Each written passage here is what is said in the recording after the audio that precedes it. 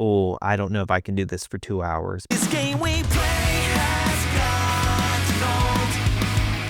gold. Hey guys, welcome back to the channel. Today I'm going to review the movie Mickey 17, directed by Bong Joon-ho and starring Robert Pattinson and Mark Ruffalo. The director of this movie, Bong Joon-ho, directed Snowpiercer, very good movie starring Chris Evans, and the Academy Award-winning movie Parasite.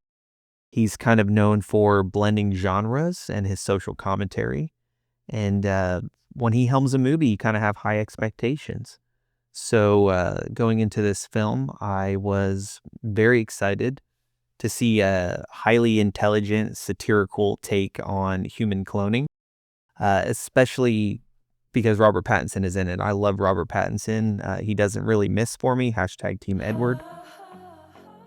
But in this one, Robert Pattinson plays Mickey 17, who's considered something called an expendable. And then you also have Mark Ruffalo, who plays Kenneth Marshall, who is a failed Trump parody. And his wife is played by Toni Collette. And Stephen Yeun from Walking Dead, Glenn from Walking Dead, plays Mickey's friend. So altogether, a pretty decent cast. Let me tell you the premise of this. So if you haven't seen it, this is definitely spoilers here. This is in a near future sci-fi setting. Essentially, Mickey Barnes, Robert Pattinson, borrows money from the wrong guy. The guy doesn't care about money. He only cares about the people who can't pay him back because he wants to kill them. That's what he enjoys. So Mickey volunteers for an expedition for humans colonizing the icy planet of Niflheim. And without reading any of the job descriptions or anything, Mickey just chooses expendable. And essentially an expendable is like a human crash test dummy. They will put you in scenarios where you will die, either from a deadly pathogen or from physical violence or just being completely dismembered by, animals or aliens or whatever. But the catch is that they can just print you back out, load your memories back up, which are backed up every time you die, and you just pick up where you left off. So essentially his job is to die, which has a lot of comedic value if you do it right. So Mickey 17, obviously he's the 17th version of Mickey. And the main point of this movie is that Mickey 17 falls through a crevice in the ice and he's basically left for dead after an alien race kind of like charges at him. You think he's going to die. So they pretty much wrote him off. The whole crew wrote him off like he was dead. So they printed up an 18th Mickey. Little did they know Mickey 17 was still alive. So in the movie, when it comes to human cloning, if there's two versions of a human, they're called multiples, which are highly illegal, and both of them have to be destroyed. So rather than there being an infinite number of Mickeys, we now run the risk of losing every Mickey there is. So that's kind of the emotional weight of the movie. The once Mickey that could be printed out anytime you want and would be completely deleted and removed. And so he could actually die at that point.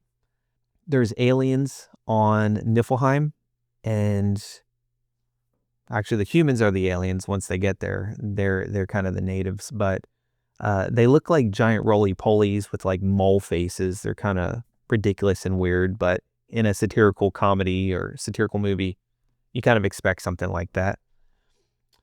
Let me talk about the good stuff. Robert Pattinson, I think, is the movie's saving grace. He kind of starts off with, you hear his accent, and I'm used to hearing him as like Batman or Edward from Twilight or whatever. And he has this kind of high, whiny American accent. Every time I died, they just printed me out again. And 30 seconds into hearing it, I'm like, oh, I don't know if I can do this for 2 hours. But eventually, you relate it so much to his character, it becomes endearing. He's just such a likable, lovable character. And the fact that he has to play multiple versions of himself, which actually are different. Mickey 18 is very different than Mickey 17. He does a very, very good job. The first 30 minutes of the movie I thought were very funny. You basically see a montage of Mickey 1 through 16 dying in very funny ways. You see him getting printed up again, and they have him coming out of the printer and then getting sucked back in and then coming back out, just like a standard like inkjet desktop printer. So that's very funny. And based on that, I thought the rest of the movie was going to be really good. Towards the middle of the movie, that changed quite a bit. The sci-fi world building elements were all there. I think they had the ship design, the world design, all that stuff. I think they did a very good job. I think they did a good job with the effects. Having two versions of the same character has been done a million times in Hollywood, very rarely well. This is probably the best I've seen in terms of effects and believability. No weird moments. No weird moments like The Flash, where it was very obvious face replacement. So this was done very well. The bad parts of the movie, the weaknesses in the movie, there's a lot of missed opportunities in this. The fact that Mickey 1 through 17, from what you can tell, is kind of the same guy. And he picks up where the other one leaves off.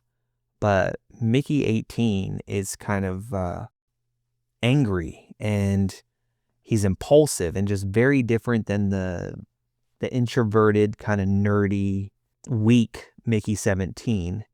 And the fact that Mickey 17 was still alive and then Mickey 18 was created, they missed a very good opportunity to talk about like the soul, the human soul. And maybe that's why Mickey 18 was different. They didn't drive that home very well. And I think that could have been the best part of the entire movie if they actually explore that. It could have been like the most profound questions answered in the movie, which I thought was going to be the big payoff in the movie, and it wasn't. They also had a ton of subplots in terms of romantic relationships and origin stories and Mickey's origin as to why he's on the ship, and like they had all these subplots, and then you just never see anything about them again. They're introduced and you're like, okay, they're going to come back to this. This is going to be cool. We get to learn a little bit more about these characters. Maybe this is going to be his new love interest, that type of thing. They just never went back to it. Completely wasted time on the screen, completely wasted opportunity. And then the ending, no payoff. The movie was almost pointless at the very end. It was obvious that this movie was supposed to be satire, and satire is typically intelligent. If you look at movies like RoboCop or Starship Troopers or, things like that, they're very, very smart, and they kind of ironically joke about how ridiculous everyday life actually is in the real world or where we could possibly go in the future. And this missed that mark every single time. Mark Ruffalo's character, it was an obvious parody of Donald Trump. Even his supporters in the movie had red hats. He didn't do a good job playing this character, in my opinion. It came off almost like a bad SNL skit. It was so over the top. They gave him these big like chiclet teeth, and his wife kind of controlled every little thing he did. And it wasn't a character that held any weight whatsoever, I think, with the audience, at least with me. I don't think it was cast correctly. I don't think it was written correctly. I do have to say, like, the characterization of everyone in this movie seemed like very absurdist comedy, almost like Beetlejuice. So I would almost say if you took the ridiculous nature of the characters in Beetlejuice, you place it on the background of a political satire movie like Starship Troopers, and then you add in a little bit of RoboCop, that's kind of Mickey 17. But where all those movies succeed, this one fails in every step of the way. Just so many missed opportunities. Let me talk about the cast. So Robert Pattinson does a fantastic job playing the difference between Mickey 17 and Mickey 18. There is an obvious physical transformation, different confidence levels, two completely different characters. Even the vocalization is completely different. He nailed it. He even has like Rick and Morty vibes when he like voices these characters and the way that he acts them out. It's just very, very well done. The movie seemed very mediocre, and I think he's the only thing that elevated it to even be watchable all the way to the end. I think he was the best part of the movie by far. Mark Ruffalo's performance felt very dated. It was way too over the top, way too exaggerated. It was almost distracting rather than like forming a clear-cut villain. I hate this guy. I'm not going to root for him. He just seemed like a throwaway character to me. I had zero investment in him whatsoever. He came across as weak. He came across as unappealing. The supporting cast, with the exception of Steven Yeun, who was barely in the movie. If he was in the movie, it would have been a lot better. But Robert Pattinson's love interest came across as annoying and argumentative and just unlikable. I could not believe their chemistry. It didn't make any sense to me whatsoever. Toni Collette played Mark Ruffalo's wife. That was a complete wasted role. It was completely unnecessary. There was even parts in the movie where like her entire point was whispering in his ear and then taking the tails from the aliens in the movie and making a sauce. And you never even really like flesh that out, the reason why. Very weird. Like there's so many plot holes in this, so many things that weren't really explained well enough for it to be entertaining. So I would say this movie was a complete wasted opportunity. I'll give it 2 out of 5 stars, and I feel like that's being a little bit generous. It had a strong premise, a strong leading man, and a fantastic director, and I think that opportunity was completely squandered. It doesn't come across as a comedy because it's not funny enough whatsoever. And for it to be satire, it needs to be intelligent. Doesn't come across as intelligent. And for it to be like a sci-fi action movie, it's just not exciting enough. It's not good enough. It's not appealing enough. I don't know if the studio got more involved in this because of the budget, but there is a huge difference between Snowpiercer and Parasite and then this. I would have expected much more from this director. I feel like he was handcuffed by the studio. That's just speculation, but he always does a much better job than this. This movie felt like 80% of it was missing, and it had absolutely no point at all. The only entertaining part was Robert Pattinson.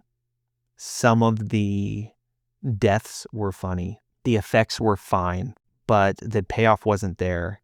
The aliens threatened to explode every human brain with a frequency that they produce when the humans threatened to gas their entire planet, and that was a complete bluff. Like, just ridiculous concepts that had absolutely no intelligent undertones, no deeper meaning. And when you make a satirical movie, especially a satirical sci-fi movie, and you have movies like Starship Troopers out there who did it perfectly. You have movies out there like RoboCop who did it perfectly, who still to this day, 20, 30, 40 years later, they're still masterpieces. They failed on every level to match those movies. And they had every tool in the box to do it, but something definitely went wrong. So I personally do not recommend this movie if you like those types of movies. I think it was failed execution, but Robert Pattinson did a fantastic job.